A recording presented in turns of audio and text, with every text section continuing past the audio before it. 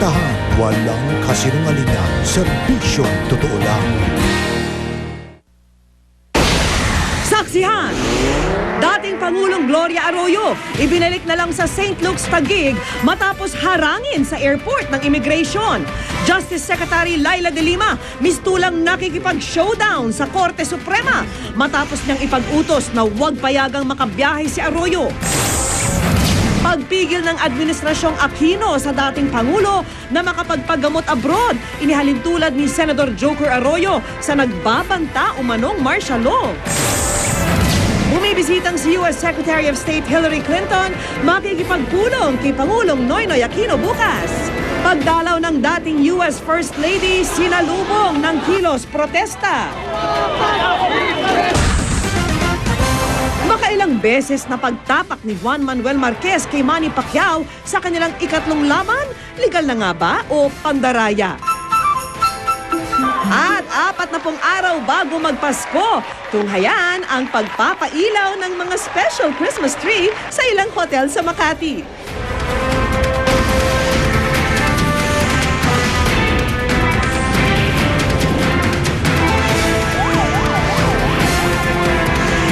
Saksi!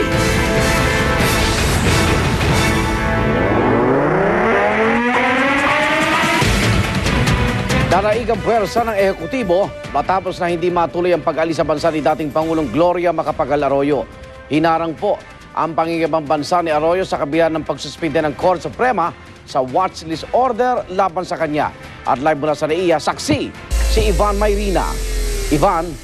Igan, isang maaksyong gabi ang ating nasaksihan dito sa NAIA nang magtangka at pigilin ng gobyerno si dating Pangulong Gloria Macapagal Arroyo at kanyang asawang si Atty. Mike Arroyo na umalis ng bansa ngayong gabi.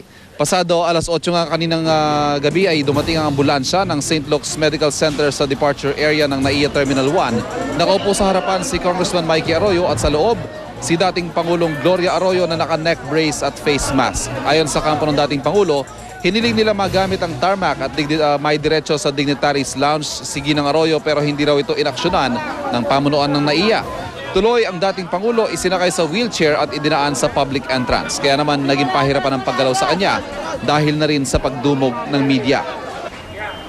Makalipas ang ilang minuto ay nakapasok sa terminal ang dating Pangulo kasama ang tagapagsalitang si Len Bautista Horn at maya-maya pa ay sumunod si dating First Gentleman Mike Arroyo. Paano pa pag pinigilan po kayo ng immigration, sir? Ano pong isunod nilang hakbang? Wala tayong magagawa. Ha? Tingnan natin. Sa pagpasok sa terminal, hindi bumaba ng wheelchair si Ginang Arroyo, maliban na lamang ng makarating sa escalator kung saan nakita natin sa video na yan na inalalayan siya ni Atty. Mike at gayon din ng kanyang dating DAR Secretary na si Nasser Pangandaman. Nakita rin natin na sa video na kasama niya ang kaalyadong si Minority Leader Edsel Lagman. Nakangiti rin paminsan-minsan pero halatang may iniinday itong sakit at kapansin-pansin ding malaki ang ipinayat ng dating Pangulo. Pero pagdating sa immigration counter, binara ang grupo ng mag-asawang Arroyo. Kwento ng grupo ni Arroyo, sinabihan daw silang may utos si Justice Secretary Laila de Lima na huwag silang paalisin. Tinangka pa nga raw i-hold ang passport ng mag-asawang Arroyo pero ibinalik din matapos makipagtalo ng kanilang abogadong si Atty. Ferdinand Topacio. Nang makalis na ang Dragon Air Flight 850 ngayong gabi at wala na raw nais sumarap sa kanila na opisyal ng immigration, ay napilitan na lamang umalis ng airport ang grupo. Muling isinakay si Arroyo sa ambulansya at ibinalik sa ospital. Sabi nga ni Father Bernas, this is no longer injustice. This is already cruelty. Igan, ayon sa kampo ng dating Pangulo ay magtatangka silang muling umalis bukas ng umaga at inaasahan nila na gagawa ng hakbang ang Korte Suprema para ipatupad ang TRO at panagutin ang mga lalabag dito. At live mula sa NAIA ko si Ivan Mayrina, ang inyong saksi. Labis namang nadismaya ang kampo ni dating Pangulong Gloria Arroyo sa pagpigil sa dating first couple na makalabas ng bansa. Live mula sa NAIA, saksi si Dano Tingpungko. Dano. Igan, reklamong contempt ang iahain ng kampo ni dating Pangulong Gloria Macapagal Arroyo bukas sa korte laban sa mga opisyal ng immigration dahil sa pagpigil sa dating first couple na makaalis ng bansa kanina.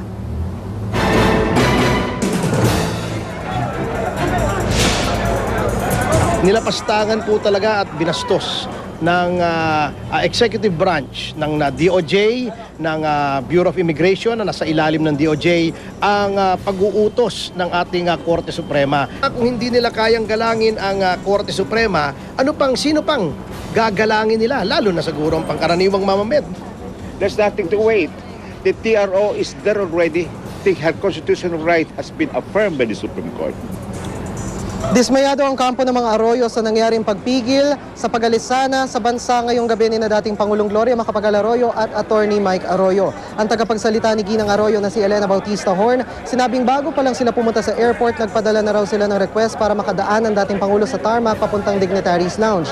Humingi rin daw sila ng passes para makasama sila sa mga Arroyo papuntang immigration, pero inupuan lang daw ito ng airport officials. Pagpasok sa airport, nahirapan pa raw si Arroyo sa paggamit ng escalator. Pero umabot daw sa sukdula ng kanilang pagdismaya nang subukan naman ng ipitin ng mga taga-immigration ng mga pasaporte ni na dating Pangulong Arroyo at Attorney Mike Arroyo. Bagamat tahimik lang daw sa gitna ng lahat na ito ang dating Pangulo, ayon kay Horn, batid niyang labis itong nalungkot at nadismaya sa nangyari. Bukas, pipilitin pa rin daw ng mag-asawang Arroyo na makaalis muli ng bansa.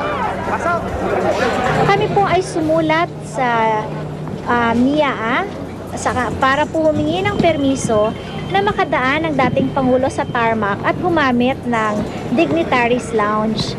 Siyempre, ito pong sulat na ito ay naipadala namin pagkatapos na inanunsyo ng Supreme Court na meron ng temporary restraining order, pero hindi po ito inaksyonan.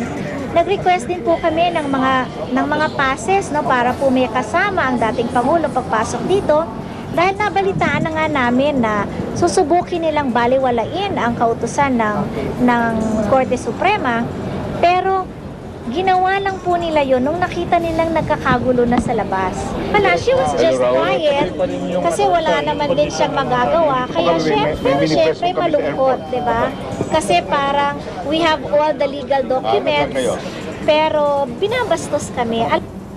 Hanggang sa ngayon ay wala pang pahayag ang Manila International Airport Authority at ang Immigration sa nangyaring panghaharang, at hanggang sa mga oras na ito ay patuloy pa rin nating sinusubukang kunin ang kanilang pahayag, komento o panig.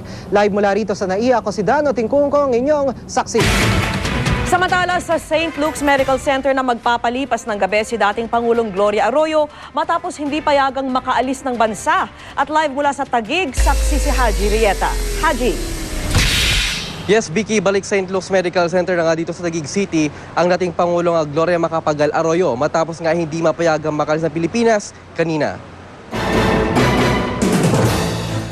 Mag-alas 10 ngayong gabi nang dumating dito sa ospital si Ginang Arroyo mula sa NAIA Terminal 1. Pero sa halip na sa main lobby ng ospital ipasok ang kongresista, sa basement daw ito dinaan. Nasa convoy raw ang asawa niyang si dating First Gentleman Mike Arroyo at anang nilang si Congressman Mikey Arroyo.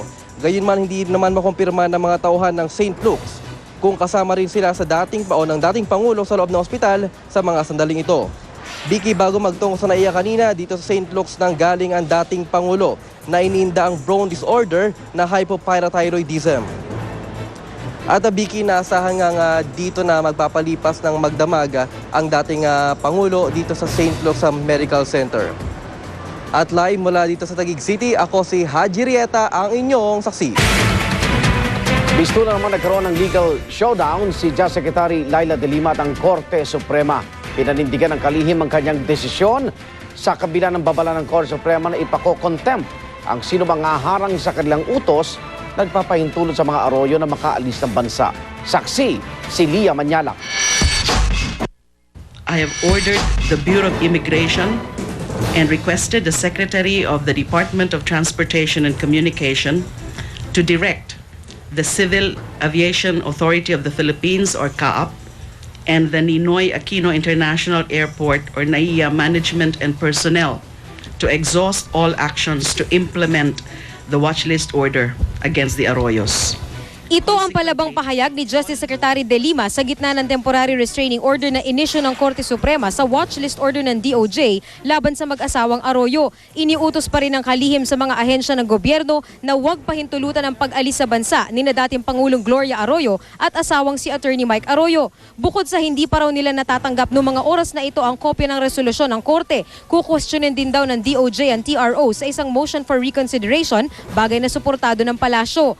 we are prepared to defend our position before the Supreme Court in the oral arguments. And so we will hope to convince the other members of the Supreme Court of the strength of our case. Pero giit ng Korte Suprema, immediately executory o epektibo agad ang TRO. Sabay babala na ang mga hindi susunod sa utos ng kataas-taasang hukuman ay maaring makontempt. Whoever is going to defy lawful order of the court can be liable for contempt of court. Nakakuha ng kopya ng TRO ang mga Arroyo. Kasunod yan ang paglalagak nila ng 2 milyong pisong cash bond, isa sa 3 kondisyon ng korte para payagang umalis ng bansa ang mga Arroyo. Ayaw pa nga hinuhold pa nga pati yung passport kung hindi pa nagwala kami ron sa immigration At nag-altavoz pa kami, hindi pa ibibigay yung passport. Anong klaseng gobyerno to? Parang police state tayo. Bukod sa cash bond, iniutos din ng korte na kailangan mag-report ng dating first couple sa ating embahada o konsulado sa lahat ng bansang pupuntahan nila. Isa pang kondisyon ng korte ang pagtatalaga ng mga Arroyo ng legal representative sa bansa na maiiwan dito. Sa kasong ito, si Attorney Ferdinand Topacio.